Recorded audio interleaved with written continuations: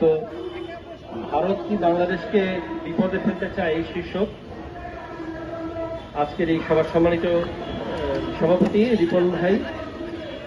আমরা মানে অ্যাড্রেসিং এ না যাই, ক্ষমা চেয়ে নিচ্ছি, কারণ মানে আকাশের অবস্থা ভালো না। একটা ছোট্ট বিষয়, একটা হলো যে যখন কোনো চোরকে ধরবেন আলামত সহ, তখন যদি বলেন যে তুমি তোমার ঘটনাস্থলটা একটু দেখাও, সে দেখবেন আশেপাশে, এটাকে ইংরেজিতে বলে বিটিং অ্যারাউন্ড দ্য বুশেস, মানে আশেপাশে দিয়ে বিভিন্নভাবে তার মূল ঘটনাস্থলটাকে এড়িয়ে যাওয়ার চেষ্টা করবে। তারপর একসময় ধরা পড়েই যাবে, যেহেতু আলামত এবং তথ্য প্রমাণ খুঁজে পাওয়া যাবে। তো এরকম দেখবেন অনেক সময় যদি কেউ আপনাকে দেখায় যে এটা কি আপনি, তখন হয়তো দেখবেন যে বলবেন না আমি হাঁস খাই, মাছ খাই, মুরগি খাই, এদিক ওদিক নিয়ে যাবে। আর বেশি রাত হলে আমি এই করি সেই করি, মূল ঘটনা মূল প্রশ্নের উত্তরটা দিবে না। এটা আসলে আলামত তথ্য প্রমাণ সহ আবার পরে বেরো হয়ে আসে।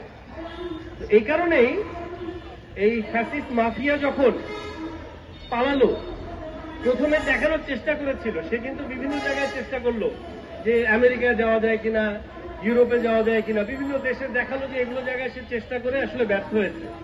সবশেষে সে ভারতে গিয়ে পাড়ি জমালো। আসলে সে বোঝানোর চেষ্টা করছে, তার আসল ঘটনাস্থল সে দেখাতে চায় নাই।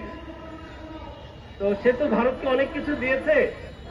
তো আমরা যে আগে থেকেই বুঝতে পেরেছি বাংলাদেশের জনগণ, বাংলাদেশের পক্ষের শক্তি, যে তার কলকাঠি কোথা থেকে নাড়া হয়, সেটা সে শুরুতেই দেখাতে চায় না। যখন দেখলো অন্য কেউ জায়গা দেয় না, তখন বাধ্য হয়ে যেতেই হলো সেখানে। তো সেখান থেকেই বোঝা যায় যে আসলে ভারত বাংলাদেশকে বিপদে এতদিন ফেলেছে এবং আগামীতেও বিপদে ফেলতে চায়।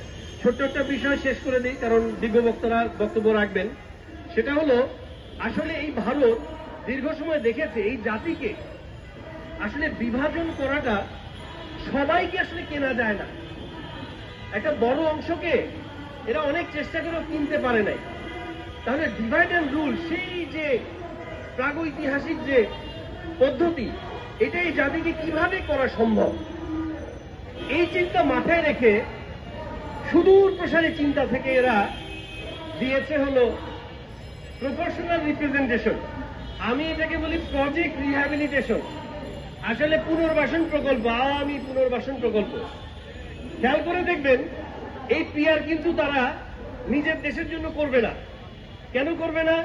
প্রায় 145 কোটি জনগণের মধ্যে প্রায় 96-97 কোটি ভোটার ভারতের, তার মধ্যে প্রায় 14-15% হল মুসলিম। হিসাব করলে দেখা যাবে প্রায় 11-12 কোটির মতো তাদের মুসলিম ভোটার। আমাদের টোটাল ভোটার তাদের শুধু মুসলিম ভোটার। যদি হিসাব করে দেখেন 552টা লোকসভার সিটের মধ্যে প্রপোর্শনাল রিপ্রেজেন্টেশন করে যদি এইভাবে করে, ওদের দেশে প্রায় 77টা সিট শুধু মুসলিমরা পেয়ে যাবে। তো তাদের দেশে এমনও গেছে 44 সিট নিয়ে প্রধান বিরোধী দল হয়েছে, 99 সিট নিয়ে প্রধান বিরোধী দল হয়েছে।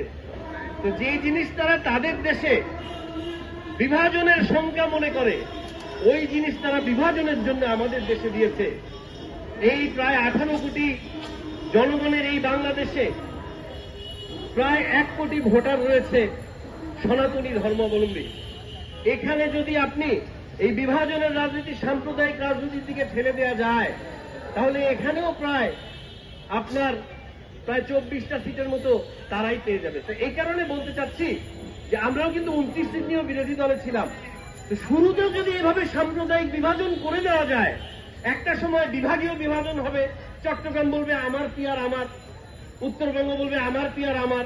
এইভাবে করে এই জাতিকে যদি একবার বিভক্ত করে দেওয়া যায়, তাহলে এটাই হবে তাদের মূল সুদূর প্রসারী লক্ষ্য, যেটা তারা একটা ইসলামিক নামধারী দলের মাধ্যমে বাস্তবায়ন করার চেষ্টা করতেছে। আমাদেরকে সতর্ক সাবধান হতে হবে। ইনশাল্লাহ অচিরেই আগামী দিনের রাষ্ট্রনায়ক এই দেশ ও জাতির হাল ধরবেন এবং সবাইকে এই সমস্ত ষড়যন্ত্র থেকে উত্তরণ করবেন ইনশাল্লাহ।